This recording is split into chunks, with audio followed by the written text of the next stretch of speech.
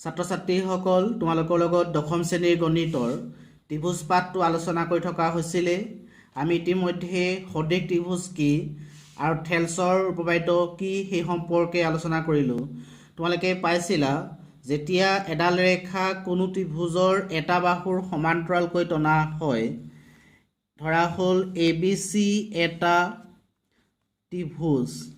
যদি এডাল ৰেখা কোনো ত্ৰিভুজৰ যিকোনো এটা বাহুৰ সমান্তৰালকৈ টনা হয়, BC বাহুৰ সমান্তৰাল DE এডাল ৰেখা, য'ত DE ৰেখাই AB আৰু AC ক্ৰমে D আৰু E বিন্দুত ছেদ কৰে, তেতিয়া আমি থেলছৰ উপপাদ্য মতে পাম AD by DB is equal AE by EC।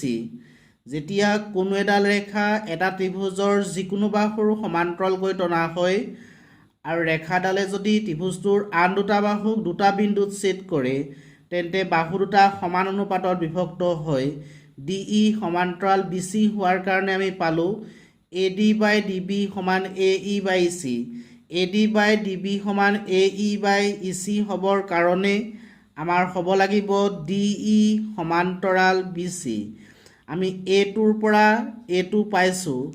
যেতিয়া সমান্তৰালৰ পৰা অনুপাত পাম, আমি এইটো কম থেলছৰ উপপাদ্য। লগৰ কিতাপত 6.2ত আন এটা উপপাদ্য দিয়া আছে, যেতিয়া যিকোনো এটা ত্ৰিভুজৰ ক্ষেত্ৰত এডাল ৰেখাই ত্ৰিভুজটোৰ বাহু দুটা সমান অনুপাতত বিভক্ত কৰে, তেতিয়া সেই ৰেখাডাল হৈ যাব সমান্তৰাল। তেতিয়া আমি এইটো কম থেলছৰ বিপৰীত উপপাদ্য। তোমালোকে যেতিয়া সমান্তৰাল পাবা, তেতিয়া অনুপাতকেইটা সমান হ'ব, যিটোক আমি লিখিম থেলছৰ উপপাদ্য মতে। আৰু যেতিয়া অনুপাত পাবা আৰু অনুপাতৰ পৰা সমান্তৰাল পাবা, তেতিয়া লিখিবা থেলছৰ বিপৰীত উপপাদ্য মতে। এইফালৰ পৰা পাম থেলছৰ উপপাদ্য মতে আৰু এইফালৰ পৰা পাম আমি থেলছৰ বিপৰীত উপপাদ্য মতে। এতিয়া তোমালোকৰ কিতাপৰ 164 পেজত থকা উদাহৰণ 1 আৰু 2 আলোচনা কৰিম। তোমালোকে কিতাপত থকা উদাহৰণ 3টো সকলোৱে নিজেই কৰিবা।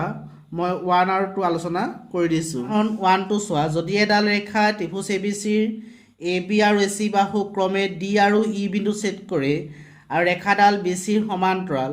এইবাৰ আমাক সমান্তৰাল দিয়া আছে, গতিকে আমি এই অংকটোত লিখিম থেলছৰ উপপাদ্য মতে। মান কৰিব লাগে যে AD by AB equal to AE by AC।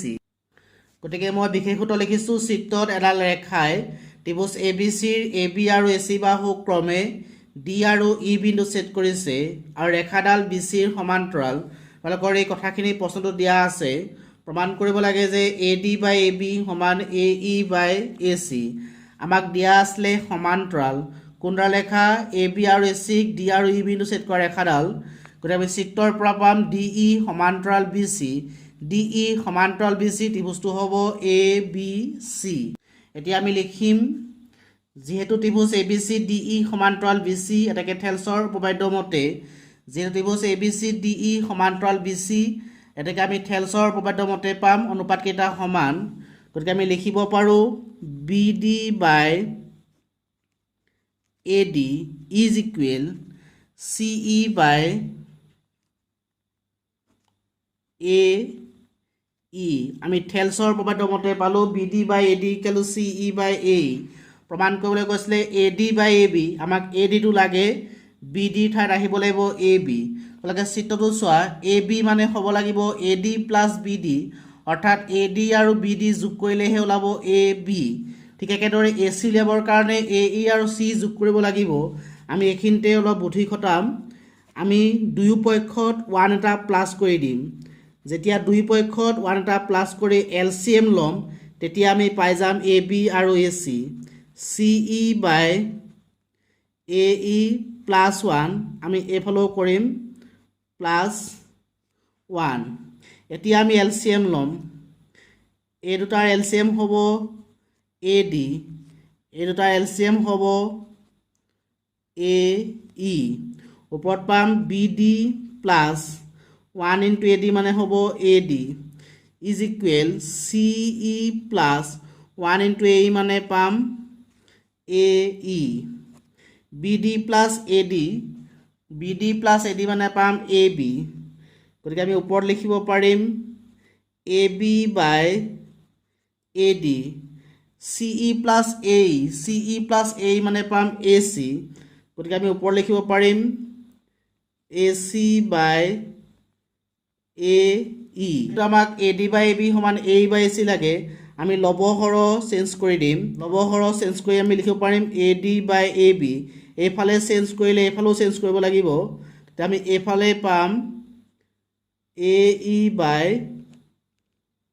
AC গতিকে পালো AD by AB সমান AE by AC সো উদাহৰণ 2 ABCD এটা ট্ৰেপেজিয়াম য'ত AB সমান্তৰাল DC ABCD এটা ট্ৰেপেজিয়াম য'ত AB সমান্তৰাল DC ইয়াৰ অসমান্তৰাল বাহু AD আৰু BC ৰ ওপৰত E আৰু F দুটা বিন্দু এনেদৰে লোৱা হ'ল অসমান্তৰাল বাহু AD আৰু BC ৰ ওপৰত E আৰু F দুটা বিন্দু এনেদৰে লোৱা হ'ল যাতে EF সমান্তৰাল AB EF সমান্তৰাল AB দেখুৱাব লাগে AE by D সমান BF by FC যেহেতু AB সমান্তৰাল DC AB লগত DC সমান্তৰাল আৰু AB সমান্তৰাল EF AB লগত EF সমান্তৰাল AB লগত DC সমান্তৰাল আৰু AB লগত EF সমান্তৰাল হলে আমি পাম AB সমান্তৰাল EF সমান্তৰাল DC কে জানা থেলছৰ উপপাদ্যটো ব্যৱহাৰ কৰা হয় ত্ৰিভুজৰ ক্ষেত্ৰত